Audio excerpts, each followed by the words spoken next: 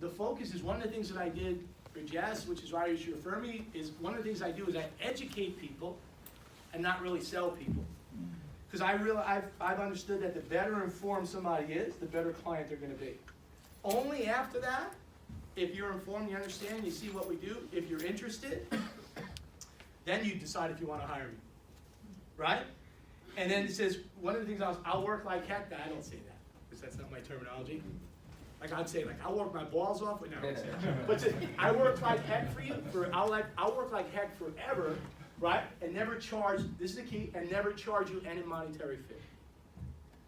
One of the things that I do is I'll work like heck for you if you hire me, but there is no monetary fee, which means in English, you're not paying me anything, right?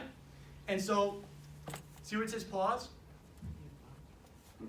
That's my pause, right? Right? So I know what you're thinking, right? I know what you're thinking. How do I make money? I actually earn money 2 different ways, because that's what people think when you sit down with them, right? You're not here to sell anything, what the hell are you doing here, right? But I earn money 2 different ways. Commissions, one very similar like a travel agent, right? Now, travel agents are kind of an old thing, but there's still people that use them. What's a travel agent, right? Whenever I place a client with any of our companies that pays me, and they pay me quite well. In other words, like a travel agent, right? You can either go and book your travel on your own, or you could hire a travel agent. Sometimes it's actually cheaper to have someone else do it, isn't it? Right? Same concept.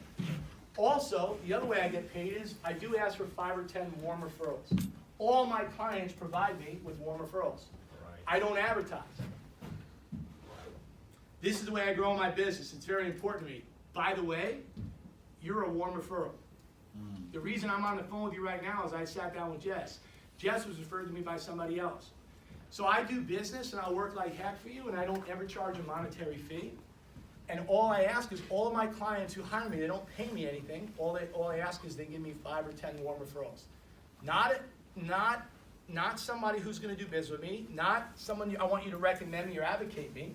Someone that will give me 10 minutes on the phone and hear what I have to say. You with me? Let me just tell you what a warm referral is. First of all, a warm referral is a name, a number, permission to call, recognition of my name, and 10 minutes on the phone. When this guy Dave called me and asked me to take this guy Matt Bell's name, right? So when he called me, I knew his name, phone number, permission to call. I recognized his name when he called. He asked me for 10 minutes. That's a warm referral. Is this boring you? No. Okay, watch. So one of the things, we'll conduct 2 meetings. The first meeting is going to be information gathering, identifying short-term and long-term goals. Second meeting is to offer recommendations. And a lot of times people go, what do you do? What do you do? What do you do, right? So it's okay. So out of these 2 meetings, I'm probably going to make you money or save you money. And so but it says right here, but definitely you'll get a heck of an education on how money works. Let me give you an idea of how I can help you. So if I'm sitting on the phone and with Kai, and she's married, she's got kids, right? It says right here, buzzwords. These are buzzwords. These are buzzwords that if you say to somebody, a lot of times you'll say this, you'll ask them a question, and on the other end of the phone they're like this, right or wrong? Because they don't know what you're talking about. So one of the things that I do, well, let me give you an example. Some of the things that I do, I show people buzzwords. I don't go, hi, let me go over some buzzwords with you, right? But one of the things that I do is I show you how to get out of debt sooner and cheaper. If I could show you how to do something like that, would you be interested? Right. That's also a question you know the answer to, right or wrong? Right. All right? One of the things that we do is we show people that set up wills and trusts. If you don't mind me asking, I'm going to ask you some personal things. If I get too personal, just stop me. Do you have a will right now? Well, actually you do. By the way, 90% of people in the state of New Jersey have no will. 100% of people really have a will, which means that if you die, God forbid something happened, you don't decide who the kids go to. You don't decide who takes it. The state does. Some judge is going to make that decision. But if you have a little simple will, which costs a few dollars, which you get free with prepaid legal, by the way, you have a will. It just says if something happens, they get this, this, this, and this. Now, if you have a bigger estate, then it's a little bit more, but it's very simple, right? So I know Jess mentioned to me that you have 2 children. Is college education important for your kids? Right. So I did an F&A the other day. On the question it says, is it important? He wrote in parentheses, very important. Right? So watch this. So one of the things that I do is I teach people how to set up education IRAs or 529 plans, or show you how to put money away for your kids' education tax-free. If you don't mind me asking, has anybody ever showed you how to do that? I don't go all these, I'll pick a few. If they don't have kids, I don't talk about that. You with me? So So one of the things right here, this is always, I always throw this one in though. Do you know your FIN number? What's a FIN number? FIN number is your financial dependence number. That's the money that you need to put away. Everyone has a FIN number. Actually, everybody has, they should have a FIN number, but nobody knows what it is. And a FIN number is one of the things that I do is I help you identify how much money you're going to need in the future. If you do want to retire someday, wouldn't it make sense to know now what your FIN number should be versus later on? Right? Just like, wouldn't it make sense for a kid to know how much money they need to put away for college when they're 1 or 2 years old versus 17 and a half, right? So if you look at it right here, let me ask you one other question. Have you ever heard of the rule of 72? That's a buzzword. All that is a formula to show you how your money compounds out. Do you think you're getting a maximum return? Are you making 8 or 10% on your money over the last 10 or 15 years? Most people I find are getting less than 1% in the bank. Right. Based on some of the things I share with you, do you think there's some things that we need to discuss? Let me share with you what I want to do, right? So this right here, see where it says no, postpone. So all I would say is, what I'd love to do is sit down with you. One of the things I don't do is I don't ever do business on the first visit. If you like what you see, invite me back. If you don't like what you see, you don't invite me back. But I guarantee you'll get a heck of an education on how money works. Mm-hmm. And so what would be better, during a week or on a weekend? During a day? Are you guys with me on that? Right. If you do that with a warm referral, because of the personal credibility, you're going to set up 8 out of 10, 9 out of 10 appointments. If you call somebody, like I used to call, and send them a letter, hi, did you get the letter I sent you? Oh, great, great, I'm glad I called that. Then what's going to happen is you're going to do business with, you set up 4 or 5 out of 10, because you don't have the same credibility. So now all Jess has to do is not just call, she could call Kai, but she could actually just text her. So there's a thing on here to show you what to say to them. Because you want them to, if you don't give them what to say, they're going to create something. You could do a little text where if you just send her a text, Kai, do me a favor, because a lot of people text now. All the millennials in here, right, you text. So in there, you'll text and say, hey, listen, if this guy Keith Otto calls, can you do me a personal favor? If she texts me, all I want you to do is give him 10 minutes on the phone and hear what he has to say. Would you do that for me? Good. Write his name down. His name is Keith Otto. You could do that. Hey, did Jess tell us? Yeah, she sent me a text. Is now good? It doesn't matter. You with me? Yeah. That's called warming them up. If she gives me Kai's number and doesn't warm her up, then there's no credibility. Does that make sense? Right. Now, if I call up Kai and say, hey, Kai, how you doing? This is Keith Otto. Your friend Jess passed your name on. Oh, I know. You know Jess is my best friend? Of course I know Jess. Why didn't she tell me? Hold on. Do this. Call her right now and just call me back. She'll call her and say, oh, yeah, I wanted you to, boom. I passed you, I forgot to tell you, right, whatever. So that's warming somebody up. So when you look at it right here, postponements and cancellations, this is, forget about warm referrals. You should have this all the time. Watch this. If I have an appointment tonight at 7:30 with Jess and her husband, and I go to her house, and I'm scheduled at 7:30, and she cancels on me at 6:30, I have nothing else set up. So my whole night is shot, isn't it? You guys with me? Okay. If I have something set up Monday night with Jermaine, and it's at 8 o'clock, and at 7:30 he tries to call and cancel me, I'm out of business the whole evening. Does that make sense? Yeah. Now you want to have stuff set up, floaters where people follow. So watch this. I've scheduled, so just so you know, man, and you confirm, hey, what's during the week? What's better, Monday or Wednesday? Monday, 6 o'clock. So say we got 6 o'clock. Good, I'm going to send you a little confirmation letter. I'll just blast you an email, or I'll send you a text, right? And right here, I'll send you a confirmation letter and information and a checklist of things that you're going to need to have together, right here. Boom. And I know your time is really valuable, right? And you have limited time, and so is mine. So please, whatever you do, don't cancel the appointment on me unless something major comes up. This is what I said. Just so you know, I will not cancel an appointment on you. I will be there unless I get killed in a car accident. I'll be there Monday night at 8 o'clock. All I ask is if you cancel on me, give me 3 days notice so I can reschedule, because if not, you put me out of business. You guys with me on that? Yes. My whole business, I don't advertise. My whole business is warm referrals. And I always schedule appointments, and I do that in advance so I can make sure. And I'm done there. I'm usually spend 45 minutes or an hour. If you have more questions, I'll be there as long as you need. And I did this early on, so I built my little business, right? And I got referrals. Now, it wasn't as sexy as this. It wasn't as simple. It was a letter. It was a little more difficult back then. But with the technology of texting and following up with people and the warm referral, I'll send this. You guys can all have this. All this is in writing. I'll give you whatever you want, so you don't have to take pictures of me. Right? So, this right here, John and Mary Smith. You guys know them? They live on Main Street, Elmwood Park. EP. That's where we used to live, right? Dear John, thank you for the time we spent together on the phone. In a busy world, time is precious. Now you can email this, right? Because people don't even mail stuff anymore. You can email this, right? And you send this out. That's your little letter. This is right here, activity sheet right here. Initial so this is what your focus should be, right? Initial contact, you cover the concept. First appointment, right? Date, review the phone conversation, hand prospects. You go through what you should be doing.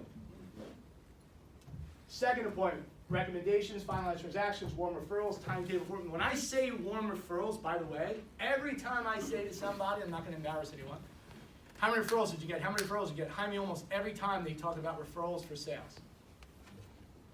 I'm talking about referrals for recruiting also.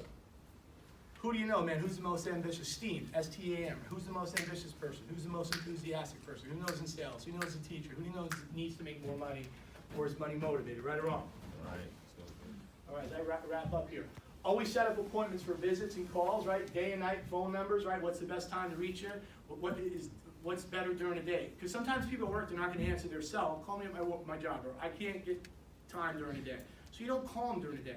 If I said, hey, if I'm going to reach out for Kai, what's usually a good time to reach out for her? Oh yeah, she can't. She works out in the field and she won't answer her phone, or she's in a restaurant. You got to call her after 5. You with me? You want to schedule. If I call up Kai, she goes, now's not good. No problem. What's the best time I can reach back out for you? 7 or 8 o'clock tonight? Good. I'll call you at 8 p.m. And by the way, if you say 8 p.m., call them at 8. Right. Not 8:30 or 8, right? So you scheduling a time to call them back, right? Schedule 2 kitchen tables each day, which is where I got that from. 2 kitchen tables a day. Schedule 2 kitchen tables a day, that's 10 in a week.